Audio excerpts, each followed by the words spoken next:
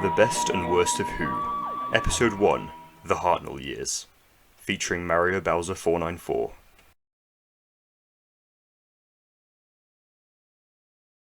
Hello everyone, my name is Charlie and welcome back to a brand new Doctor Who YouTube, podcast this time, not video as such. This is going to be basically a series of 13 podcasts, each based around the best and worst Doctor Who stories from each Doctor's era. And today, naturally, we'll be starting with the first Doctor's era, William Hartnell, who was from 1963 to 1966. And so it doesn't get really boring and lonely, I've got with me here today Jamie, not Jamie McCrimmon. Do you want to introduce yourself, Jamie? Hello, I'm Jamie. Like you said, not Jamie McCrimmon. My YouTube channel is MarioBowser494, and I joined I joined this episode because I recently rewatched the whole Hartnell era for a big long ranking video. So yeah. Yeah, you may have to do a bit more work than me in this podcast, considering I've not seen it as recently in my marathon. I've not got all of the stories, but in my marathon, I'm currently at the start of the seventh Doctor's era, and it was like January. I watched the first Doctor's era, so my memory of it is a little fuzzy and rough around the edges. But especially with like missing episodes, it's a lot harder to remember recons than proper stories. Oh yeah, I don't really watch recons. I've watched a few, but I can't really get into them as much. Yeah, fair enough. Yeah, I'll have to help you on the recons then. Yeah. All right. So let's just look at like the Hartnell years at a glance. So Hartnell's run was, like most Doctors, 3 seasons plus a couple of stories in season 4. I'm not going to say all of the stories, but we basically had an unearthly child all the way to the 10th planet. In terms of companions, we have, the first companions ever, Susan, Ian, and Barbara. We've had Vicky, Stephen, Dodo, Polly, Ben, Sarah, Katharina. Yeah, those two. I always forget them. So it's lots of people see this as a very like a slightly rough start to Doctor Who, and they don't think that it doesn't really get properly good until the Troughton era, which I somewhat agree with. I mean, in terms of the general tone, it's got a very ethereal, adventurous sort of vibe to it, especially at the start of it. What do you think of the Hartnell era, just at a glance, Jamie?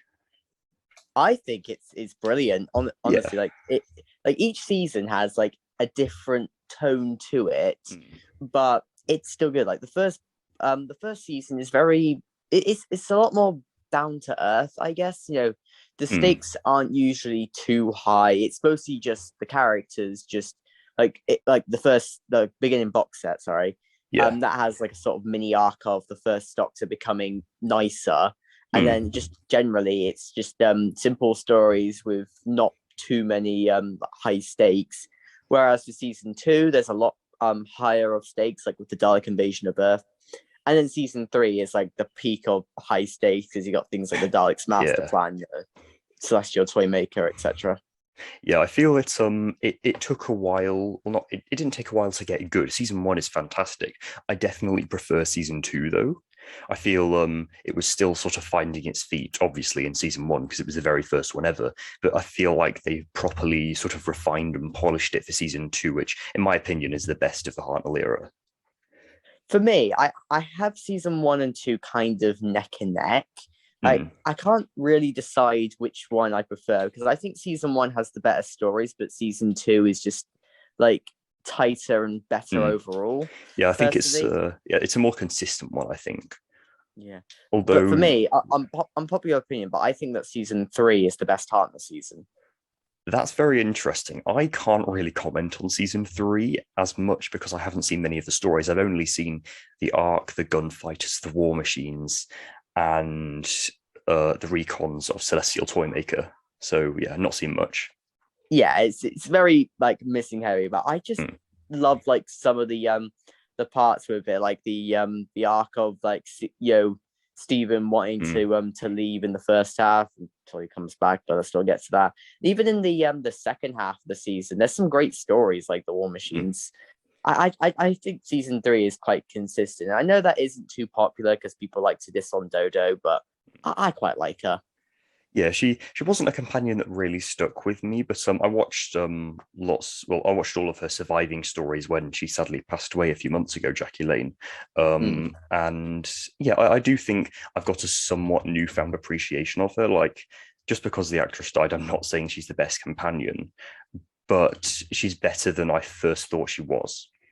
Yeah, to be honest, okay, maybe I went a bit far when I said that Dodo was better than Susan, but I would say that in some stories she is Mm. better than Susan because, like, I don't know, stories like Planet of Giants, Susan just sort of Oh. runs around screaming and crying Mm. and stuff, whilst in stories like The Savages, Dodo's actually, quite good.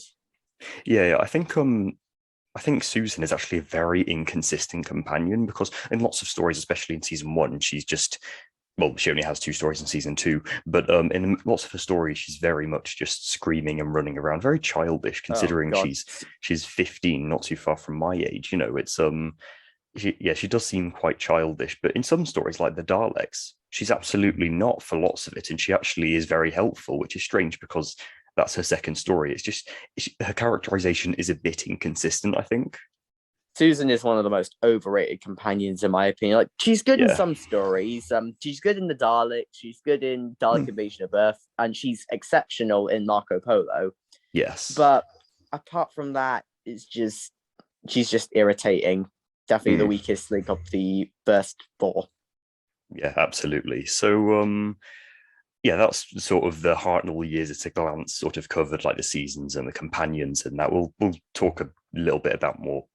A little bit more about that at the end. But what would you say your opinions are on William Hartnell's portrayal of the First Doctor? I've absolutely loved him on the recent rewatch. Mm. Like I used to like him, but on a recent rewatch, I loved him so much. Like I'm gonna say it. I think he's the funniest Doctor. Honestly, like his sharp quips at the Mm. sharp quips and the way he plays off the companions like Ian and Steven are just great. The scene in the space museum where he's hiding in the Dalek is just Mm. gold, and then Yeah, the space helmet for a cow line. There's so many great lines with Hartnell. He's just yeah. Mm. so funny. He's like a lame uncle or something. Yeah, he's a pretty great Doctor. I think for me, then he is in the bottom half of my ranking of Doctors. I think that's mostly out of default though, because there are so many that are good. Like, you know, look at his competition. We've got Pertwee, Troughton, both Bakers, you know, that all of them, in my opinion, are better than him. But that doesn't stop him being, yeah, a really funny Doctor. Like you said, Mm. like all the Doctors have their own sort of style of comedy. Like you got Troughton and you've got McCoy, you have like a very sort of slapstick, comedic nature, which is brilliant and you know really actually quite funny, especially in Troughton's case. But then you've got others like Hartnell, you've got Pertwee, um, Eccleston as well, who have a sort of dry wit and sarcasm about them, which I Yeah, really yeah. do love. Pertwee was close in terms of funniest Doctors because of Mm, his wits, but I think Hartnell just has like another level. mm. Yeah, it's I do think that Pertwee was inspired more by Hartnell than he was Troughton. Definitely. Yeah, but anyway, we're not talking about Pertwee, but yeah, I think his yeah, Hartnell is actually a really solid Doctor, very, very underrated. Yes, I think the part of the reason why he's underrated is both because a good chunk of his era is missing, and also because people watch the first three stories, say that they don't like him, and don't bother with the rest, or Mm, just listen to like your typical Watch Mojo listening. Oh, he's the grumpy Doctor. No, he's not. After the first three stories, he's not grumpy. mm. Like, I mean, he is sometimes, but that's just like it's more grouchy than grumpy, and Yeah, it and like in there's grumpiness in the chase works, and mm. when we get to like the stories and stuff, I'll go into that. Yeah, I think they really did him dirty in what's it called, Twice Upon a Time. He's not portrayed Oh as how yeah, he was at all in that story. He's really like racist and sexist in that, and that's not how he was generally. You know, yeah, yeah. More there so sexist in Twice Upon a Time. yeah, but he was a little bit of both, and I just I don't know.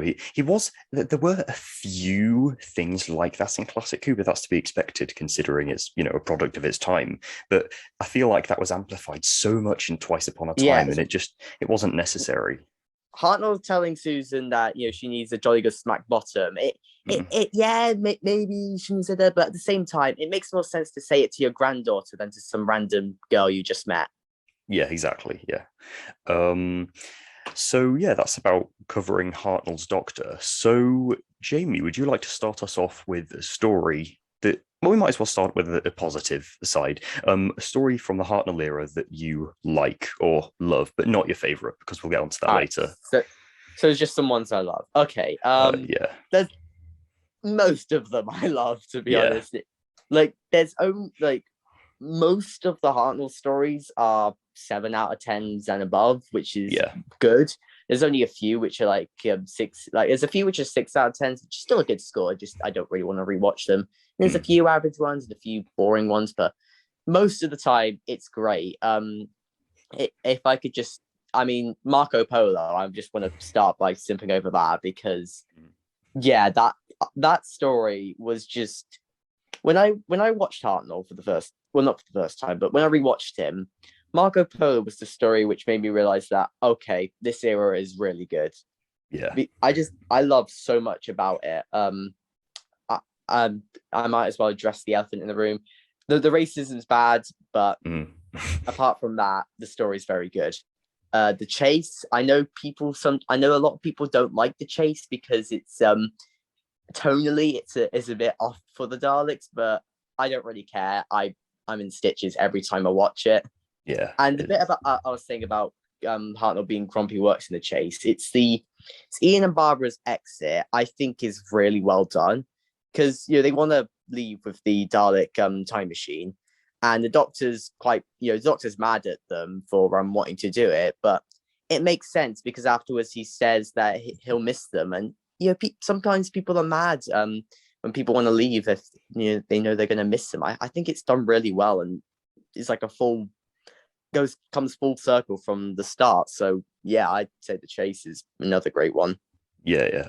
So yeah, what you said about Marco Polo, I watched all 7 episodes of the Recons in a oneer, and the fact that it kept me so entertained and enthralled by it in literally like a picture every like 5 or 10 seconds really just goes to show how fantastic it is, I think.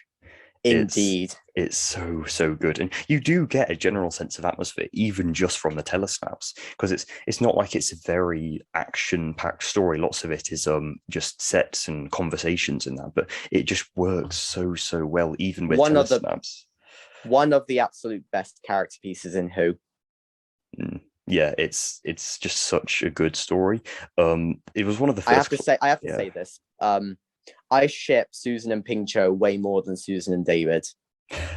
Yeah, I do. Although I do think that would have been a little bit early for her to leave, considering she had some great moments in later stories. Still, I just think the relationship. I buy the relationship more than with David.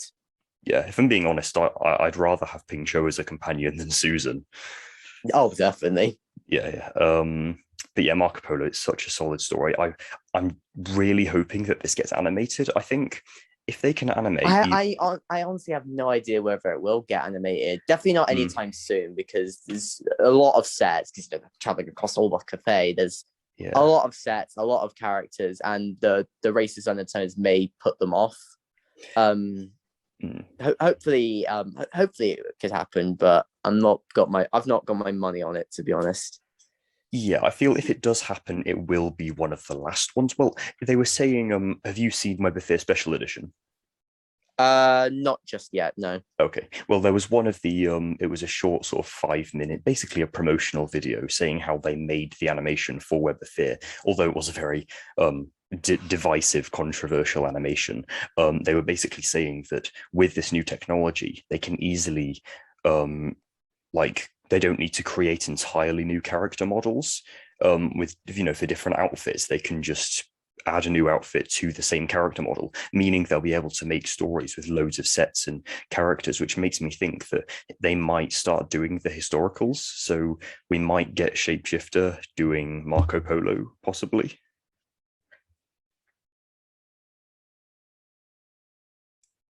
Jamie, are you there? Animated, if it's in the style of Web of Fear, I want decent budgets. BBC America will hopefully back it, because they could be like, maybe it could be like the Web of Fear 3 was just sort of a test pilot without the backing, and then BBC America is going to be like, all right, here's some money, animate the Smugglers or something. I don't know. That could be your second test pilot, seeing as it's not too popular, even though I like it. Yeah, I do think they should test the waters a bit with let's say Savages, Smugglers. I can't think of any others. The Savages isn't the historical though. True, yeah, but still, it's not like anyone's gonna. Well, it's not like people are gonna care as much if it is a bad animation. Yeah. It's like I'm kind of wondering whether Galaxy 4's animation will be good or bad, because you haven't seen any of the character models yet. That's true. From the cover, they look all right, but as you were saying, the movements of them, is it going to be as good as Evil of the Daleks, or is it going to be as bad as Web of Fear? I don't think so. Like, if the person in charge of the animations was to choose between, putting extra funding to Evil of the Daleks or Galaxy 4, I'm pretty sure they would pick Evil of the Daleks. Yeah, that's true. Although I am still looking forward to Galaxy 4, because some stories. Me too. Yeah. Underrated story. Going back to the Hartnell. Yeah. It's Here's a big hot take. Everyone's going to kill me for this. I unironically think that Galaxy 4 is better than the Dalek Invasion of Earth. Oh my goodness, that is that's quite something. The Dalek Invasion of Earth is one of the most overrated stories ever, honestly. That is. I don't really know how to respond to that. Dalek Invasion of Earth is one of my favorites. It's absolutely fantastic. I'm sorry, I just didn't click with it. That's fine. Each to their own. I prefer the Cushing film. Yeah, me too. Actually, just because of Wilf. Yes. Yeah, well, not Wilf, but yeah. Bernie Cribbins. Yeah, he was pretty great in that. I've not watched it in a while, actually. I plan to rewatch the Dalek films at some point. But yeah, I should too. Yeah. What about Invasion? Didn't you like? I found it. I don't mind slow burn stories like Power of the Daleks, but Dark Invasion of Earth, I didn't click with it. I didn't care much for the side cast, and it didn't help that with the long stories, if I don't click with the side cast, that's not a very good formula. No. And I just found it a bit long. I didn't care for Susan and David. It just, maybe I was watching it in a bad mood or something. I don't know. I'll probably give it a rewatch at some point when the Galaxy 4 animation comes out, just in case I need to clear my name. So yeah, we'll see. Yeah, I feel like there's some stories that are just sort of the Doctor Who equivalent of comfort food. You got, for me, definitely not Hartnell at all, but Reboss Operation, definitely, I think. Again, Dalek Invasion of Earth. I think it's very it's the kind of story you'd watch on a rainy day. I don't know why, but it just strikes me as that kind of story. Maybe I should watch it tonight because it's raining. Oh, it's not raining at all here, but for me it is. Yeah. Maybe do rewatch it. I'm trying to think what Hartnell story would be comfort food, because a lot of my favorites are quite heavy. Like The Massacre, I definitely wouldn't watch that on a rainy day. It's depressing enough. Maybe something like The Time Meddler or The War Machines. That'll probably be my comfort food. Ooh, War Machines. Absolutely. All the Keys of Marinus. That one's so much fun. Yeah, I do like the Keys of Marinus. Keys of Marinus. Back when I couldn't follow along with recons, it was my favorite of season 1. Now it's second favorite behind Marco Polo. Yeah. As for one of my favorites, continuing with the theme of season 1, the Aztecs. I find that one overrated as well. There's only Dalek Invasion of Earth and the Aztecs. Those are the only two I find overrated. The rest are very much rated. Oh, just to check for a second. Is my mic still all right?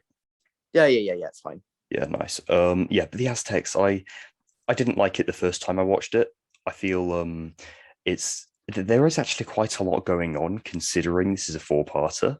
It's I think it's one of the few that doesn't feel dragged, in my opinion. And I do quite like how we got each of the characters following their own sort of arc throughout this story, rather than it just being them together the entire story. It's quite interesting them putting them in these different environments and seeing how they react to it. I don't know, I feel like it's a great character piece as well as a good plot. Yeah, don't get me wrong, there's good parts for the Aztecs. I still think it's a good story, just not as good as people say it is. Like, the time travel stuff is very good. The time travel morals, but my problem with it is I really don't like Tloxtol. I don't like that guy as a villain. I find him really irritating. And with the time travel moral, it seems to be dropped after like part 2 and just doesn't like.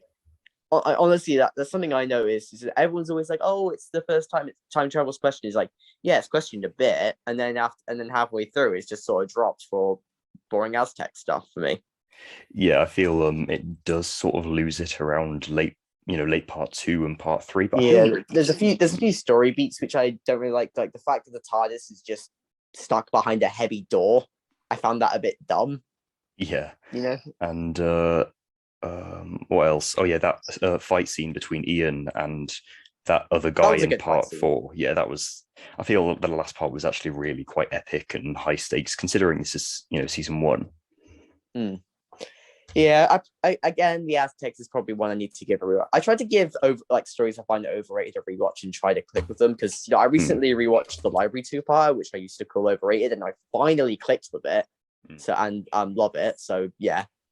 Yeah, there are some stories that you need to be in the right sort of frame of mind to watch, which, if it means watching it 2 or 3 times, so be it. Like, I used to dislike Genesis of the Daleks. Me too. Yeah, I used to I didn't get it. It was the first one I ever watched. And I watched it once for the first time ever, the first ever classic I watched. And then I watched it again. Still didn't like it. Although on my marathon, I watched it back in like April. And yeah, I loved it. It was brilliant. I rewatched it with my parents because it's my dad's one of my dad's favorite stories. Like, he remembers watching it live.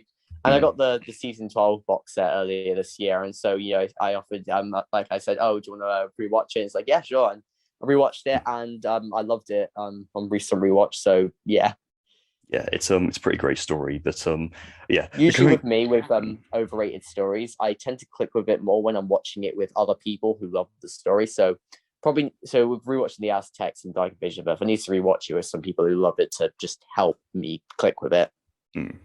So which would you say is a Hartnell story that you dislike? Not your least favorite, but just one that you dislike.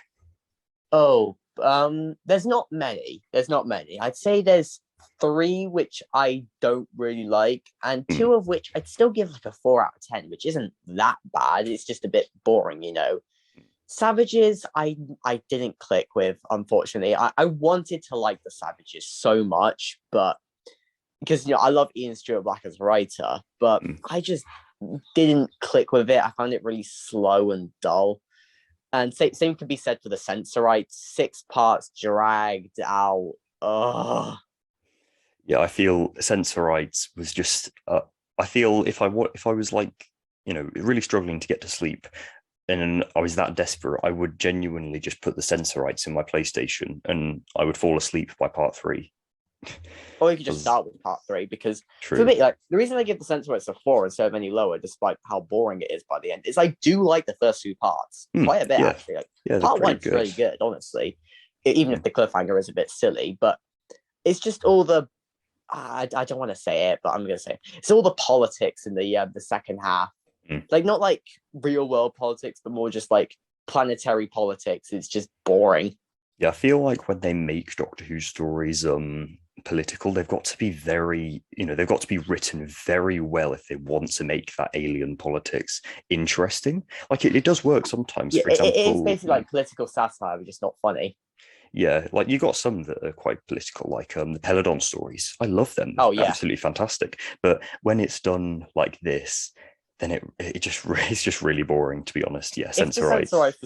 If the Sensorites was 4 parts, then I think I would enjoy it more. But it's just dragged out further than it needs to be.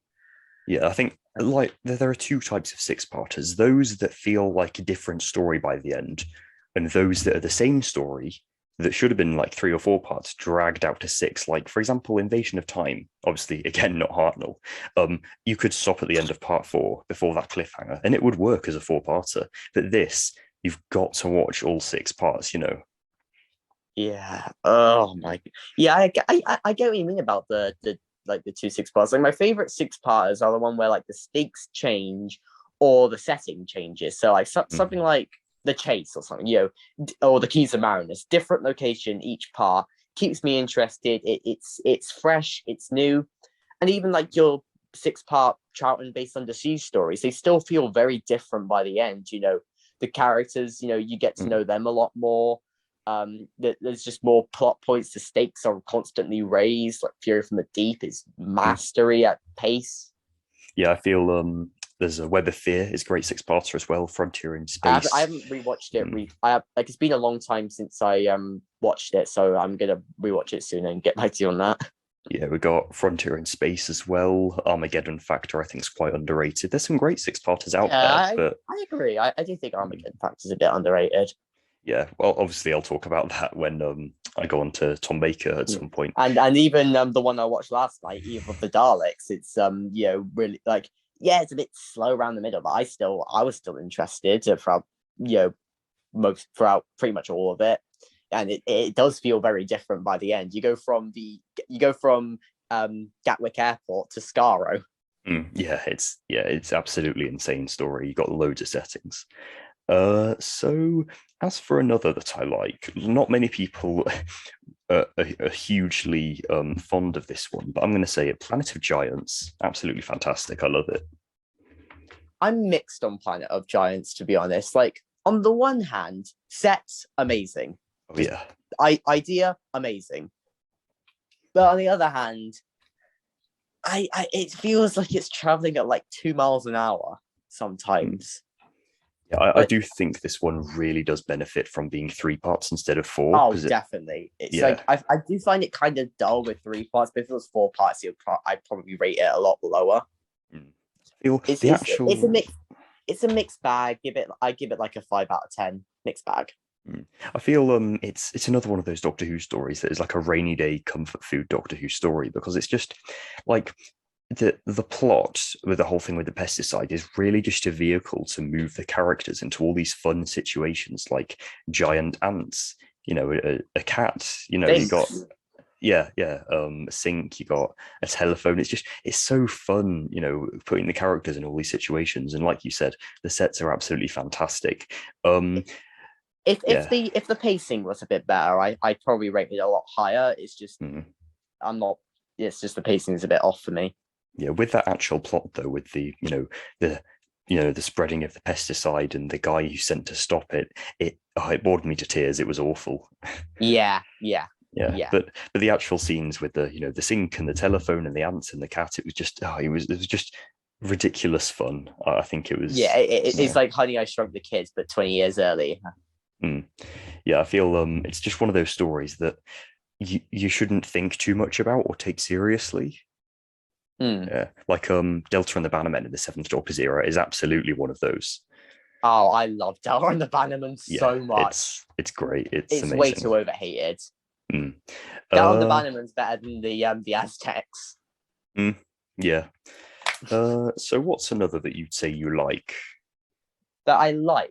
Yeah, not your favorite, but I'm trying to think of some underrated ones. A lot of the missing pure historicals I call underrated. Like, I do like pure historicals more than most people.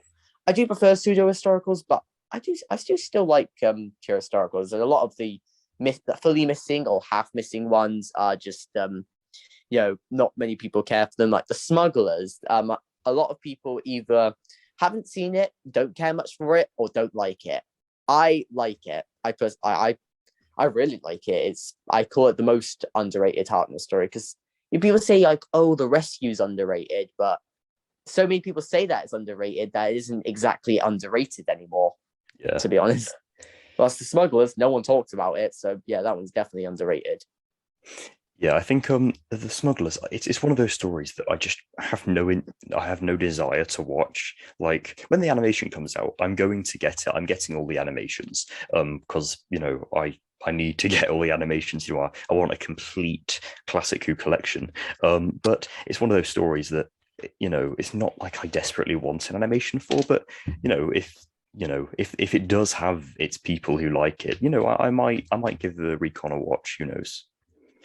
I'd say for me, the stories which are in most need of an animation are the pure historicals, because like with the like actiony bits in stuff like the Celestial Toymaker, yeah, sometimes it can be a bit hard to follow with pictures, but at the same time, you're still sort of glued to the screen trying to work out what's going on, and you're trying harder to work out, and you end up being more invested in the action, weirdly enough. But with the pure historicals, they're a lot more laid back, a lot less action. It's a lot of talky scenes, which makes sense for pure historicals, but it is quite boring when it's just pictures. If it had just that little bit of movement, it becomes 10 times more interesting. Yeah, I think it's not too much movement like the Reign of Terror. Yeah, I think it's why lots of the pure historicals work better on audio, because there's, the visuals don't matter as much because it's not meant to really be that. Like, it's lots of the Big Finish stuff is historicals because they can just do that with audio, whereas it's a lot more difficult with like a futuristic sci-fi sort of story. But yeah, Smugglers, I think, lots of the Hartnell stories, I think I could just listen to on audio and be like, and understand the plot. Whereas with other stories like, Dalek's Master Plan or Celestial Toymaker, maybe not so. Yeah, for me, I prefer recons to audio just because I need that extra bit of visual when it's not like for Big Finish, it's fine because it's intended to be audio only, but yeah, when it's not, I just need that little bit of visual. And also it would annoy me listening to just the audio knowing that there's visuals out there. Yeah, I think I'm sorry, I completely lost my train of thought there. But yeah, I think lots of the Hartnell stories would work more as audio than, let's say, the Pertwee or Baker era. Yeah. Yeah, like it's I'm writing the audio series that you're obviously in. It's very hard to write unit stories in audio, I think. Yeah, it's like the Mind of Evil on audio just seems like that would be like tough to make work, really, or something like I know another one, Day of the Daleks or something. I don't know. Yeah, I feel especially like the big sort of spectacular epic ones like Frontier in Space, it absolutely just would not work. Because lots of it's, lots of the fun relies on all these, amazing model shots of the spacecraft and stuff. Is that's really entertaining, that side of it. And you wouldn't get that sense of scale with audio. It just wouldn't really work. It just make the story boring. It's like, oh, they just we go from one picture of a cell to another picture of a cell. Repeat for the whole story. It's like here we actually get the movement between the cells. Yeah. So I've got another one that I dislike before we get on to our number one favorites and number one least favorites. I've got one I've got one which I don't dislike, but I kind of want to bring up. So you go first. On. All right. The Edge of Destruction. I said it. Yeah. I mean, it's decent for me. It's decent, but it's I don't think it's as good as some people say it is. Like it's second weakest in the beginning box set, with the weakest being An Unearthly Child. Like, because I think most people could agree that part one's brilliant of An Unearthly Child, but the rest is yeah. I feel like this is better in part one as well. Like, obviously it's only 2 parts, which is quite good, because imagine this is a 4-parter, it would have been so boring. But yeah, part one is definitely better than part 2, I think. Yeah, it does feel really slow. Like, I like the low stakes, but at the same time it's boring. Yeah, like, I like the character stuff, but the plot is a bore. Yeah, it's literally a trapped spring in the TARDIS, and that's it. Oh god, the fact that it was all calls to a jump button, that annoyed me more than it should have. Yeah, I feel it sets out what it wants to do, and it does what it wants to do well, but it's just a case of what it wanted to do wasn't really all that interesting to begin with. Yeah, and it doesn't help that it's sandwiched between 2 great 7-parters. Because the Daleks is, I don't know whether I call the Daleks kind of underrated, because I've seen a lot of people saying that they're not a big fan of it because it's too long, but I quite like it. Yeah, I do love the Daleks. I very much like it. It's number 10 for me in my ranking. That's pretty good. Yeah, it wouldn't have been so good if it was in a lots of the time I've been looking at rankings of Colin Baker's and Sylvester McCoy's stories. 10 for those would be awful, but yeah, 10 in Hartnell's era. That's because there's 29 stories, so being in the top 10, that's good. That's very good. Yeah, I think the Daleks, it does drag. I'm not going to pretend it doesn't. The reason it's at number 10 and not any higher is because the foul stuff is a bore. But I love the first 4 parts so much, and even then, the foul stuff, it still has good moments to it. So yeah, I feel that it's a very nice introduction to the Daleks, and it doesn't try to do a whole lot. Like, it's not overly ambitious like lots of Hartnell stories are. I do wish we had a bit more Dalek action. It seemed that the Daleks, all they really did was just sit in their city, basically saying, "Shall we release the radiation? No, not yet." So what was the one? So the one. All right, the Gunfighters is simultaneously underrated and not that good. Yeah. It's underrated in the sense that it's not the worst thing ever, but at the same time, I find it quite boring. Like, the first part, I absolutely love the first part. It's gold. It's hilarious. The Last Chance Saloon is unironically amazing, and I cheer every time it, like, all 33 times it appears in the story. Yes, it appears 33 times. I counted. I did not know it was 33. I thought maybe 15, 16, but oh my goodness. 33, I counted. Or like a rendition of it. So yeah, it's like, I do cheer whenever it comes on, and I love the first part. It's just the plot itself is quite boring, and so when the Doctor gets his tooth removed, it just becomes really boring and not too interesting, I'd say. So that's why I just call it kind of average. But yeah. It's not. I still give it like a 5 out of 10 because the first part boosts it up quite a bit. Yeah, I feel this is actually quite a nice return to form in a way, more like season 1 and season 2, because in the stories that's sandwiched between it, it's sandwiched around it. Sorry, like most of season 3, Hartnell's obviously got his declining health, and he doesn't get to do much, but he's surprisingly active in this story. Really, he looks like he's having a blast. That's like, if Hartnell's having a blast, then it's going to be you're going to have a good time with the story, like with the Romans. Oh, that one's brilliant. Yeah, I feel lots of stories he just couldn't be bothered, like the 10th Planet, lots of it he just just did seem really tired, and it was a better choice. He did pass out when they were about to film part 3. Yeah, I read about that. So I think it may have just been his health building up to that week where he couldn't make it. Okay, so we've talked a lot about our good stories and our bad stories, underrated, overrated. Let's start with our least favorites of the Hartnell era. So I'm going to go first and say that my least favorite of the Hartnell era is The Rescue. No. I said it. The Rescue? That was great. I don't know.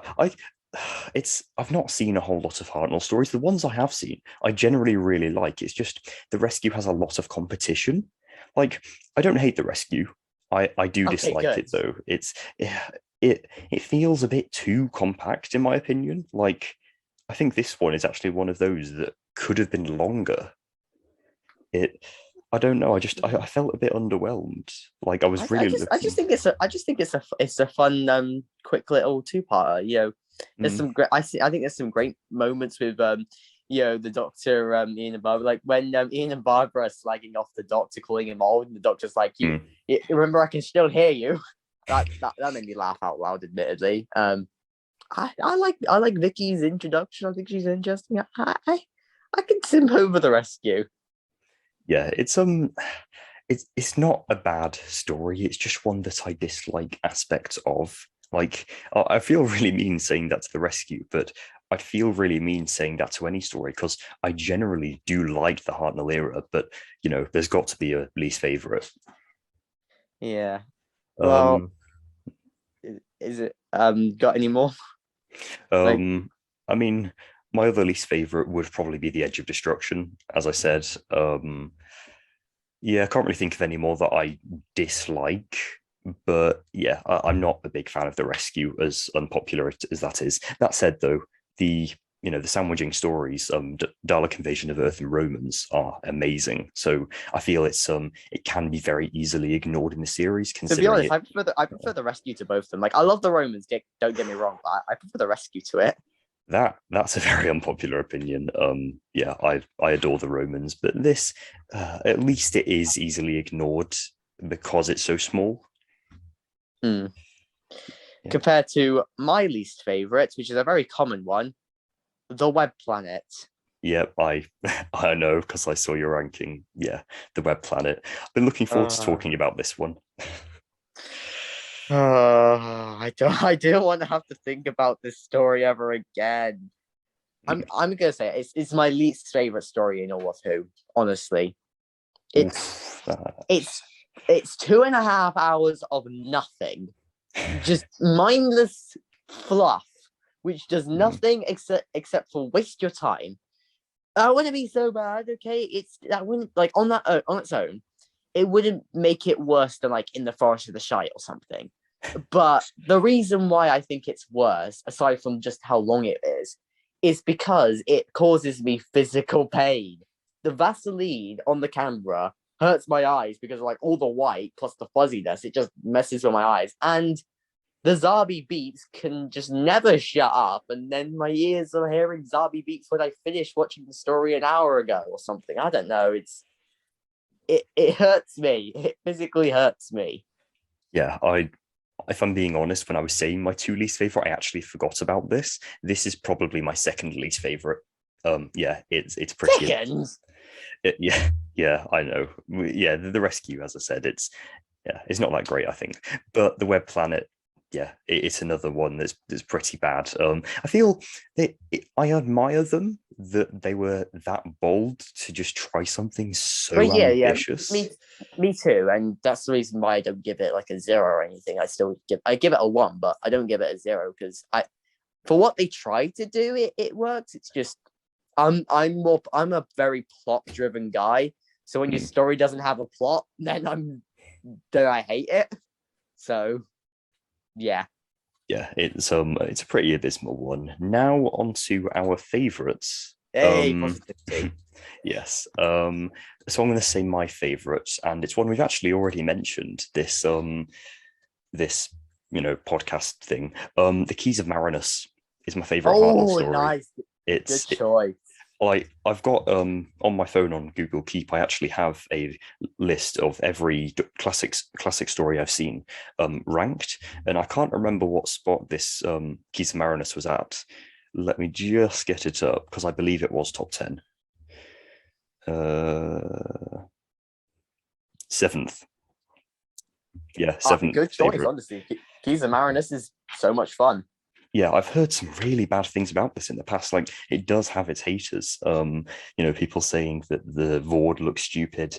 Well, yeah, they had a low budget. What do you expect? This is the Hartnell era. Yes, the sets do sometimes look like they're falling apart a bit, but it's got that charm to it. I don't care.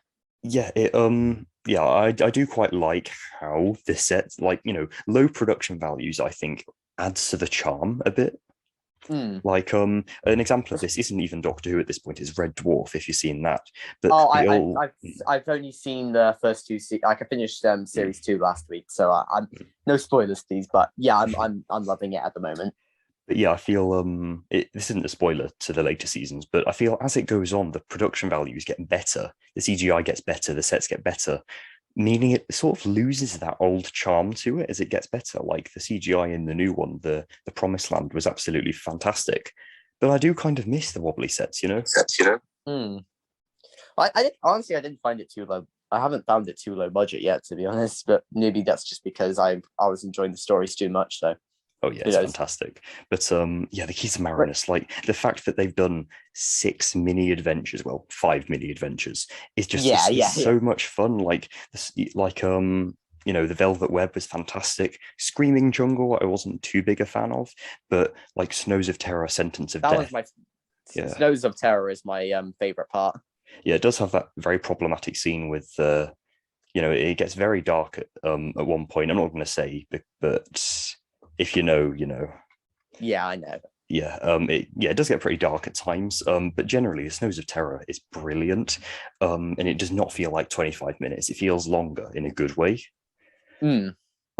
Yeah, Yeah, and and it's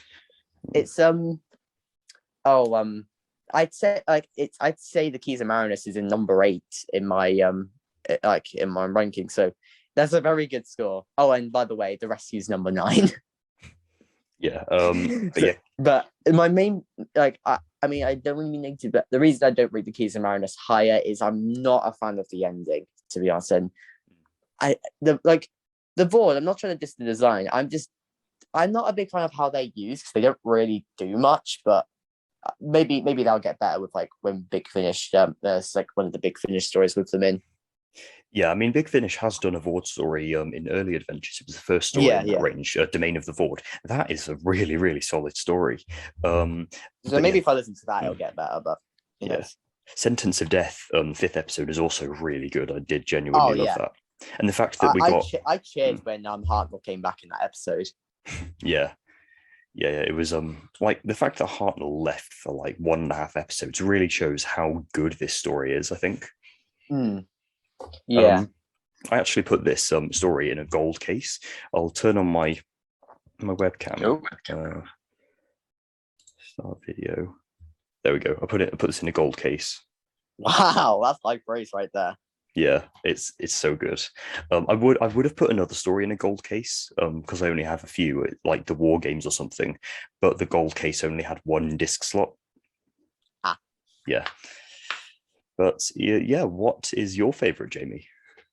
Another common one, but I don't care. The Dalek not the Dalek Invasion. I said that was overrated. Yeah. The Daleks Master Plan is my new favorite classic. Oh wow! So you've got your favorite classic and your least favorite classic in one era. Yeah. That goes to show the range of quality.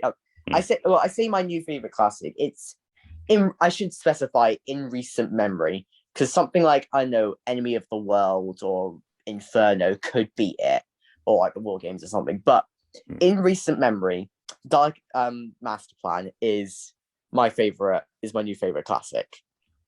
Everything about it works, even the Feast of Stephen. I don't care. I like the Feast of Stephen minus the problematic line. If I'm being honest, I don't know what it is. I haven't watched it, but yeah, there's probably 1 or 2 problematic lines in the Hartnell era.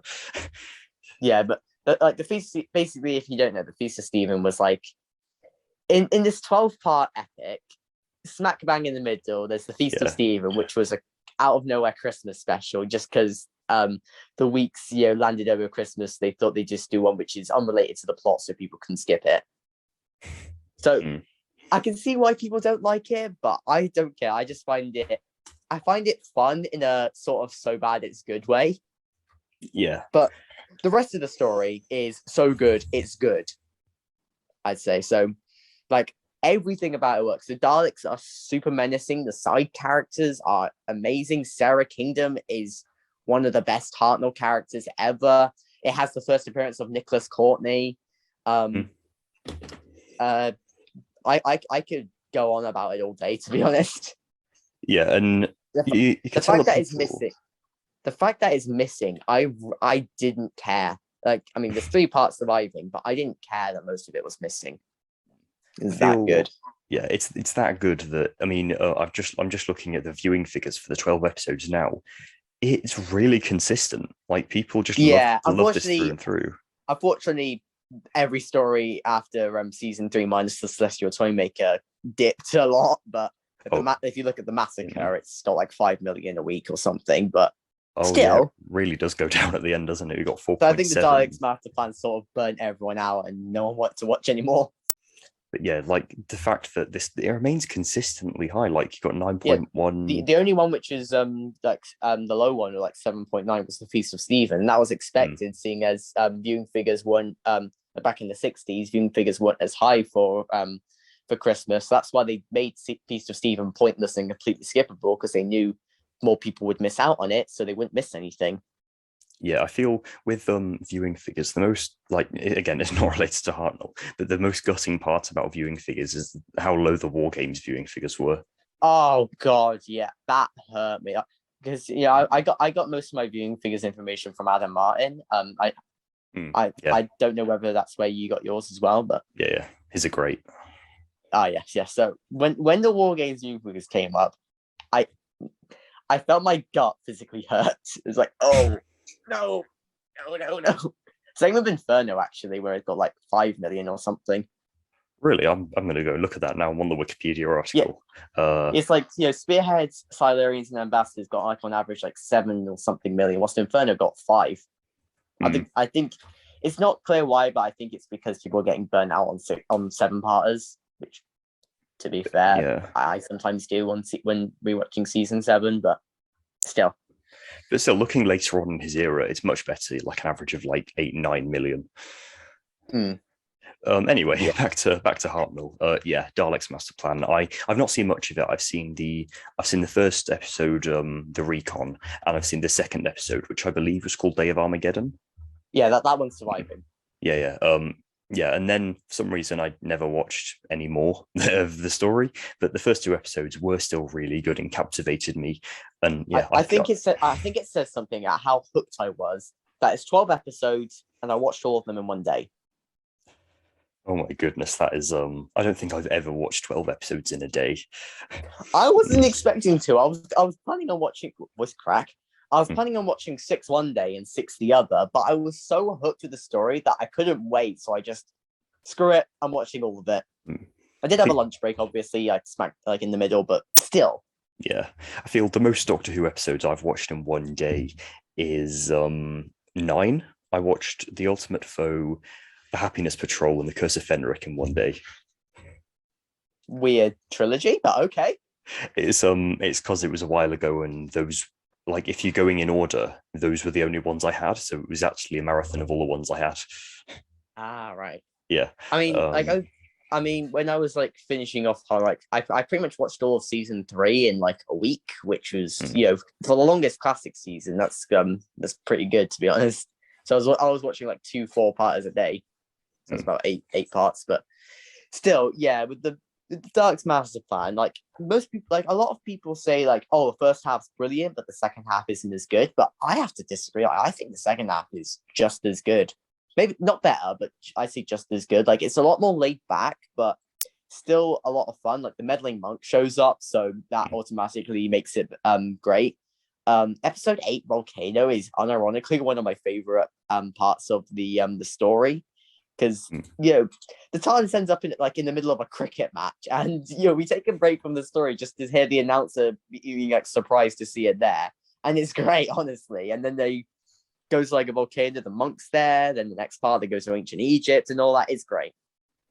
Yeah, I think I'm definitely planning on watching the Daleks Master Plan Recon sometime soon. Do you know?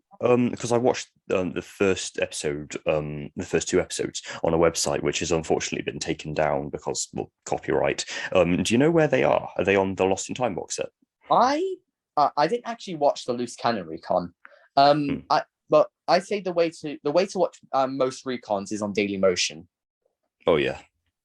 So I mean, yeah, it's technically illegal, but that's like the main place to get the loose cannon recons. But the recons I watched wasn't actually loose cannon. I watched recons by it was made by Josh Schneers, the oh yeah the YouTuber. He has like his videos on YouTube. Some of them are taken down, but he uploaded all his Daleks Master Plan recons onto Daily Motion, and none of it's cut out. It's the whole story. You just like his Daily Motion name is Doctor Who Reconstructions, and he has 8 of the 12 parts reconstructed. 3 of them are surviving, so he didn't do that, and he didn't bother with the Feast of Stephen because it's unnecessary. So if you want to watch the whole thing, you either skip the Feast of Stephen or watch the loose cannon one for Feast of Stephen. But yeah, apart from that, I watched Josh Ned's recons purely because it adds in a bit of movement. Like instead of being telesnaps, well, obviously telesnaps don't exist for the story, but basically it's cardboard cutouts of each of the characters moving around the screen to make things a lot easier. Mm. It's really good. Yeah, after today, I think I'm gonna watch Dalek's Master Plan as my next story. Yeah, if you want, I can find you the links to those recons and DM it to you. Oh yeah, if that's all right, yeah, please. Yeah. So now let's just do a sort of general sort of round off of the Hartnell era. We've been talking about Dalek's Master Plan for ages. So yeah, general conclusion. So for this, I just thought we could say like our favorite and least favorite villain, companion, and like our top three and bottom three stories. So what is your least favorite villain from the Hartnell era, Jamie? I need to have a little think about this. Well, a lot of the human villains in the pure historicals aren't great, like because they're just a bit boring, really. Like I don't care about I don't know, the Trojan warriors and the myth makers or something, but I'd say, well, yeah, I'd say them or the Zarbi, because like the Zarbi, it's fun to laugh at, but as a villain you're meant to take seriously, it just does not work at all.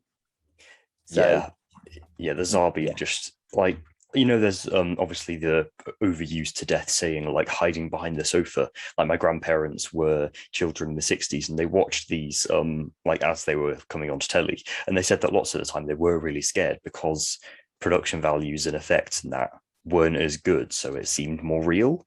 Yeah. But for the Zarbi, like I doubt even a 5-year-old in 1960, what, like 5 was it, would have been scared. Yeah.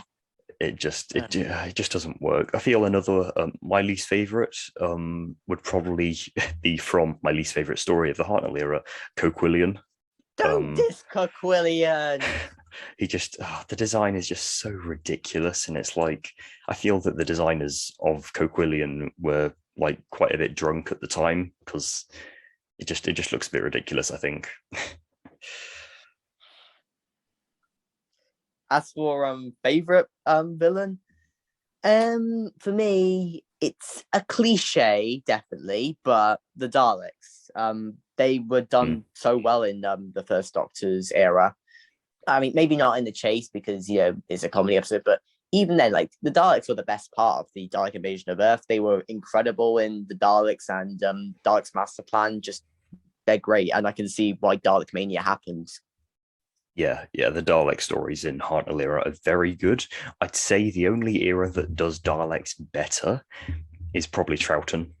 Yeah, I was gonna say that because I do think, like, I think David Whittaker got the Daleks more than Terry Nation. Yeah, like some Terry Nation stories are better. Like, well, Genesis is around neck and neck, and actually, yeah, maybe David Whittaker is better because Genesis is around neck and neck, and Dalek's Master Plan was co-written with Dennis Spooner. Yeah, I would also say that McCoy's era does Daleks really well, but that's not fair considering it only had one Dalek story. Yeah. So which would you say is your least favorite companion of this era? Least favorite companion. It's a toss-up between about two, maybe. Well, it's Susan, because I find her irritating in a lot of stories. And at the same time, I don't really want to pick on her because she had a bit of an unfair deal. But Katerina, she didn't do anything. Like, she joined in the last episode of the Mythmakers, tried to reach the place of affection, and something happened in the Daleks' master plan, which I'm not going to spoil. But yeah, something happens which causes her to leave halfway through the story. So she's barely there.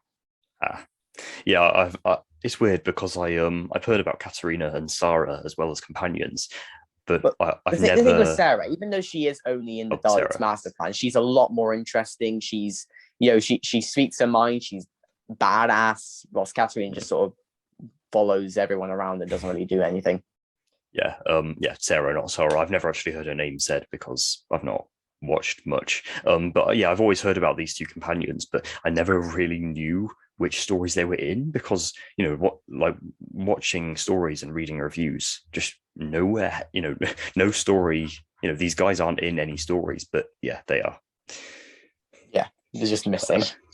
Yeah, I'd say my least favorite companion is probably Susan. It's got to be. Yeah. Like I'd say Dodo's possibly second least favorite, or maybe Katerina and Yeah, me Sarah. too. But yeah, but yeah, Susan is she's completely pointless.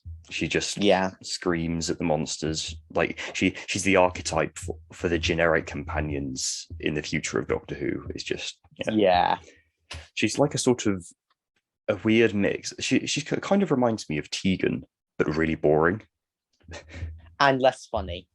Yeah, Tegan And did actually have some good comedic moments, but she's just like an even more obnoxious version of Tegan that I just cannot endear myself to at all. she's more like Nissa, She's like a mix of Nissa and Tegan, I think. Because but a lot yeah, less interesting and with a mm, lot less simp value for Josh Nez. yeah. If I'm being honest, I prefer Nissa to Susan in terms of companions. Yeah. Yeah, like Nissa's underrated. She's not that bad a companion, really. She just doesn't do much. No, she doesn't. But she's not offensively bad, you know. Yeah, I'd say my favorite companion of the Hartnell era would probably be Ian. I'd say I can't pick, so I'm gonna go for Ian and Barbara Yeah, they're both really as a good. duo because they are a companion duo, so I kind of just have to put them together Yeah, because yeah, they're both great in their own ways and both have great stories. So yeah, I'd say them too, with a close second being for Vicky. yeah. Vicky is quite a good companion. I don't really think she gets to shine a whole lot though in her first story, The Rescue. But but yeah, I will say though, I detest Vicky's exit, like more than Dodo's, honestly. Like yeah, basically, I'm just gonna say at the end of the Mythmakers, she just leaves. No, well, there's a reason, but it's a very little one. She just sort of like she doesn't say a proper goodbye. She just hugs the TARDIS and then walks off, and she stays in ancient Troy with a man. Basically, it's the exact same thing as Susan, but without the any of the yeah the heartbreaking goodbye speeches. yeah. Yeah, I think her exit was a bit stupid. But yeah, Ian, I just think and Barbara. Ian and Barbara are both great, but I do prefer Ian a bit. He just has so many amazing moments. I think it's Like because it's the 60s, they probably let Ian do a lot more than Barbara. yeah, that's probably actually the reason. But Ian, like they're both amazing characters. Like Barbara gets to shine definitely in the Aztecs. Ian also gets to shine in the Aztecs with the sword fight. He has some great moments in Dalek Invasion of Earth with the scenes in the mine in somewhere I can't remember where it was. Yeah, he gets some really great moments, especially in season 1. Season 2, maybe not as much. Like he was great in the Romans and obviously the chase, but yeah, I feel he was a bit better in season 1. Yeah, I mean, nothing can top Ian dad dancing to Ticket to Ride. Oh yeah, that's a really iconic scene.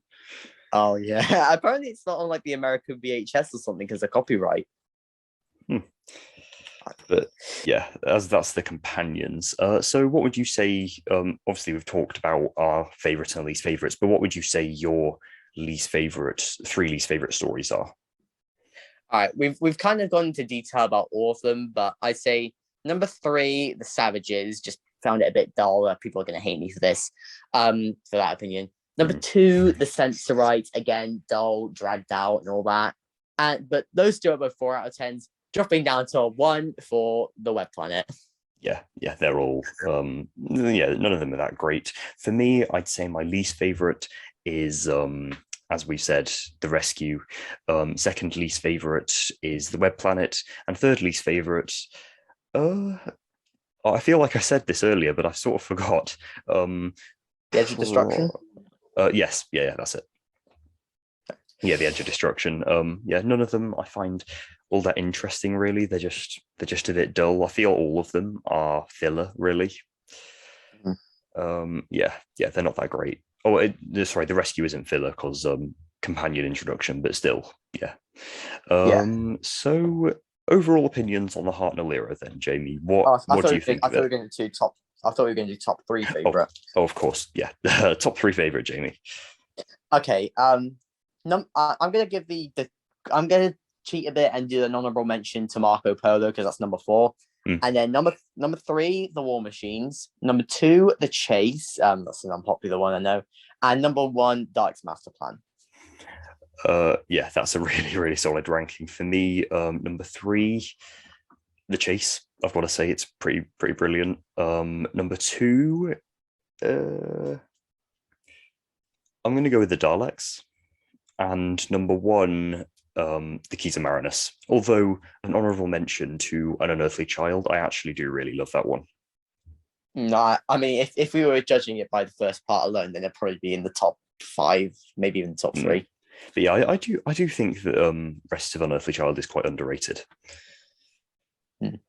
So, Jamie, what are your overall opinions on the Hartnell era? Very, very consistently good, with only a few dips in quality here and there. Especially season 3, that one was very consistent. Overall, I'm very positive on the Hartnell era. Very underrated because of all the missing stuff and people not bothering to watch them. Hartnell era is very, very good. Not as good as the Troughton era, though, in terms of like 60s one. I do prefer the Troughton era, but still very good. Yeah, I agree. It's a very underrated era. It's like lots of people think it's one of the worst eras. I absolutely disagree. Honestly, I think it's better than the Tom Baker era, purely because I do not like the Graham Williams era.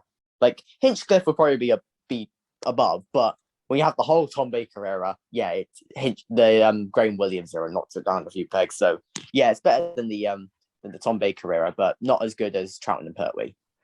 That is very controversial. I'd say I prefer the Graham Williams era to the Hinchcliffe era, if I'm being honest. I really do not click with the Graham Williams era. In fact, I'm going to say I prefer the Chibnall era to the Graham Williams era. Let's move on. Probably for the best. Overall though, it's a really solid era. I do think it does run out of steam a bit in season 3. I will say it's my least favorite Hartnell season. Season 4 doesn't really count because it's not a Hartnell season as such, but season 3, I do think it was running out of steam. Hartnell's declining health made it a bit worse. But I do think if I were to rate them on the S, A, B, C, D, E, F scale, I'd probably give season 1 a high A. Season 2. Me too. I give it like an A. Season 2 S. Season 3 A. Probably. I give it something. I thought you were saying the whole Hartnell era is an A, but I give the whole Hartnell era an A. Season 1, an A. Season 2, I give another A, and season 3, I'd say all the seasons are pretty much A's because they all got they all got one story which I'm not a big fan of. But I say season 2 ends up being at the bottom because the web planet just sort of drags it down further. Unfortunately. I feel like in season 2 the highs are higher but the lows are lower. I mean, Chase is number 2, whilst the web planet's at number 29, but same time for me, season 3, I've got 2 stories in the top 3. Well, that just about brings this little podcast thing to a conclusion. I really hope you enjoyed this, guys. Please do comment below with your opinions on the Hartnell era, and I will see you in a few weeks' time for a discussion of the Troughton era. With I don't want to plug, but if you want even more in-depth if you want even more in-depth thoughts on my opinions of all the Hartnell stories, I did an hour and 18-minute long ranking video on it, fully edited and everything. I just wanted to plug myself because I'm a vain bastard. I'll link it in the description, it's fine. With the YouTuber Type 40 Productions will join me next time in a few weeks for a discussion on the Troughton era. I will see you next time, guys, and goodbye.